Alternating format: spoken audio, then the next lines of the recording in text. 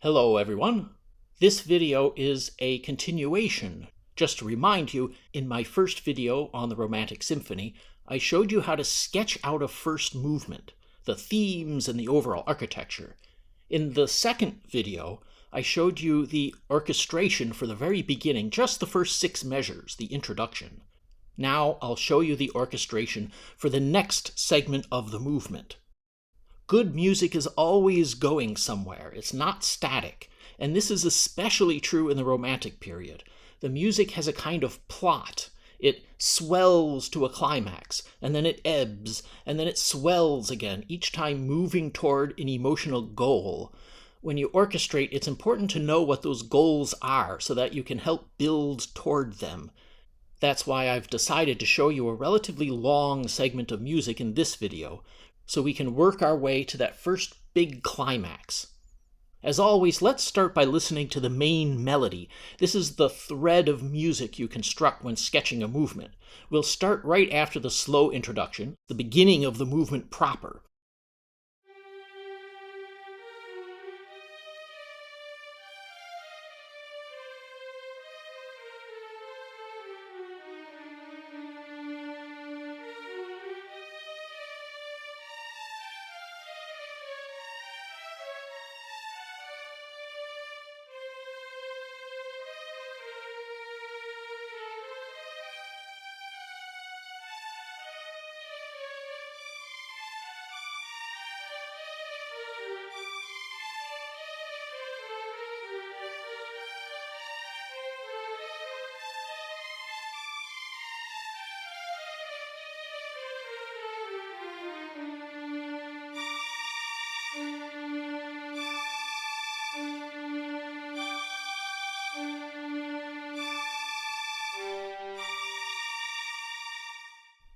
Now let's scroll back to our start point. The next task is to fill out the rest of the string parts. Since I wanted a big romantic sound, I went for layers, counter melodies.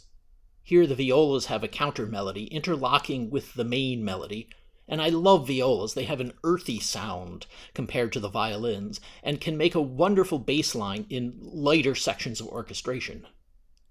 As the sound gets thicker, I don't want the violas to disappear. I want the counter melody to stand out, so I move it to the second violins.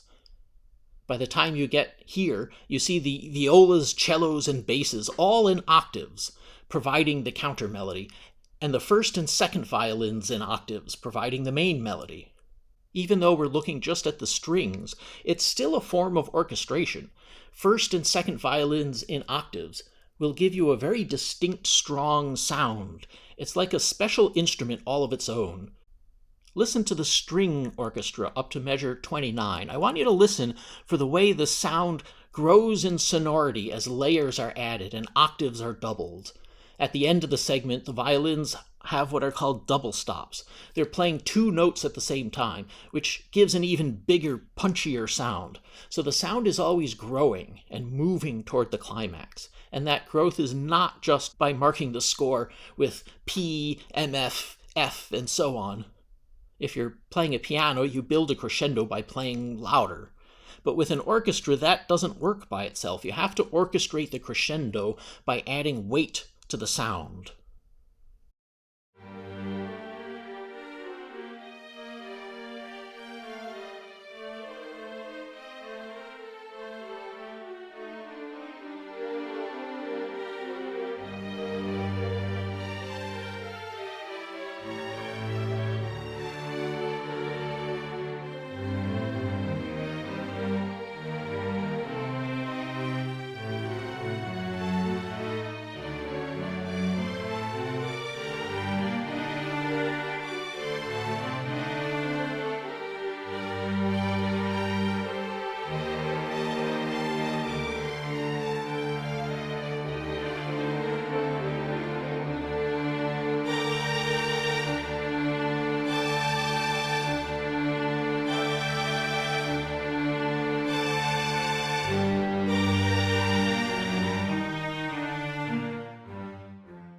Now let's talk about the woodwinds.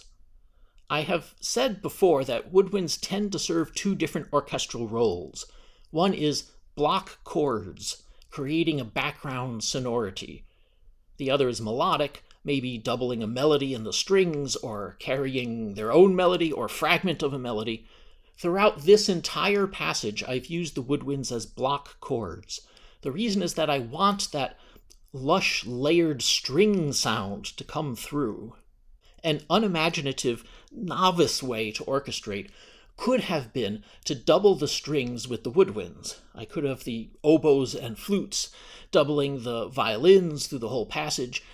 I could have the clarinet doubling the violas, and the bassoons doubling the string bass. That would give more power to the melodies, and sometimes that's needed, but it would rob the music of color. If you mix all your colors together, you get nondescript brown. Here I want the string melodies to sound like strings, not like generalized orchestra. So I've got to do something different with the woodwinds. I could invent a third melody, an independent tune for the woodwinds, operating in the background. Sometimes composers put in little runs or little arpeggio figures, sometimes scathingly called woodwind chatter. Here, there's something a little ominous about this music at the start of the passage, and it needs only a little extra atmosphere. That's why I gave the woodwinds simple chords, almost like pale tapestries hanging in the background.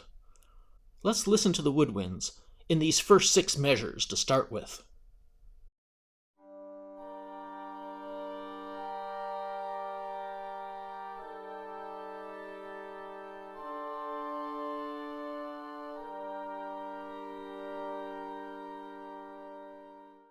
There's a common trick to blending and balancing the woodwind chords. It's called interlocking. The lowest flute is doubled by the highest oboe. The lowest oboe is doubled by the highest clarinet. And remember, the clarinet is a transposing instrument, so its high note there is a D. The bassoons, which are typically in a lower register, are not usually interlocked with the clarinets. Here, the horns are a part of the woodwind sonority. They add resonance and body to this chord. But here, moving ahead, the horns serve a different function. They're giving forth a call, a horn call in the background. And the bassoons in this case are really not acting like woodwinds. They're in a temporary alliance with the horns. When the horns are quiet, they can blend into the background so much that you don't quite hear them. They add to the atmosphere, but you might not hear them as a distinct instrument. And if you want them heard, doubling them with the bassoons will give them a little extra edge. Horns and bassoons go together. Sometimes composers will write for 2 horns and 2 bassoons as though it's a horn quartet. And if we move ahead, you see the bassoons taking on yet another role, doubling the string basses. This is a moment when I want that bass line to stand out, and so I strengthen it with the bassoons. And the clarinets and horns also serve that same function here, adding emphasis to that one note, making it stand out with a sudden change in instrument color. So yes, sometimes you want to double the strings with the woodwinds for a special moment of emphasis. Here's another background sustaining note, clarinets and flutes interlocked. And then the big fortissimo chord at the end of the passage. Let's listen to the woodwinds through the full passage.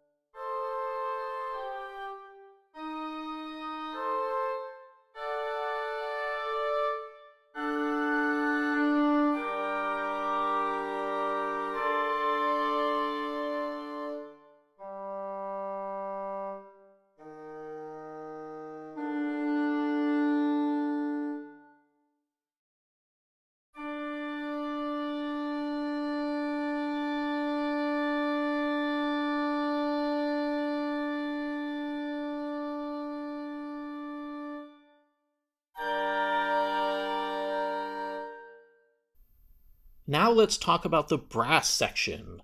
I've already said a few things about the horns, which for most of the passage are aligned with the woodwinds, but right now I want to focus on these 5 measures. The horns are taking on a different role, aligning themselves with the heavy brass. In most classical orchestration, and a lot of romantic orchestration, the big power sound is created by doubling horns and trumpets. Here the trumpets are fading in, ramping up to the big moment, the double forte. It's also the moment that the trombones first appear, and the timpani. These are the big guns. It may seem almost comical that these instruments are silent for most of the piece, and then bam, they play a note or two, and then go silent again. It's tempting to put your heavy brass all over the place and take advantage of the sound while you have it. But as many composers have noted over the centuries, the heavy brass are effective in inverse proportion to how much they're used. Trombones in closed harmony like this, all 3 notes clustered close, just a simple G minor triad, this will feel like a fist hitting you in the gut. It's a power punch. Let's listen to the brass and timpani in this part of the score.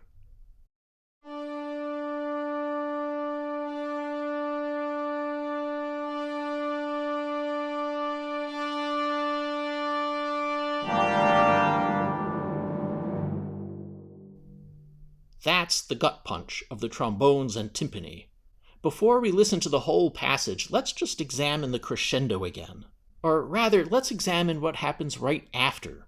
A tune appears in the low strings, roaring in fortissimo, and the upper strings are punctuating it with these chords.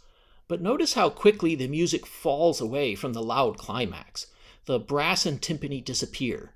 The woodwinds get one more chord, like an echo, and then disappear. Even the strings are coming down from fortissimo to forte. A lot has been written about how to orchestrate a crescendo, but also important and rarely talked about is how you fall away from the climax afterward. If you just stay at a plateau for a while, you rob yourself of some of the drama. If someone punches you, the physical impact means something. If someone just steadily pushes his fist against you, that's weird, and it has less impact. So a lot of very effective orchestral crescendos have this profile that they punch you and then back off right away. Let's listen to the complete passage, and we'll go a little beyond the climax of the crescendo so you can hear how the music falls away again afterward. And we might as well start all the way back at measure 1, the beginning of the introduction that I showed you last time.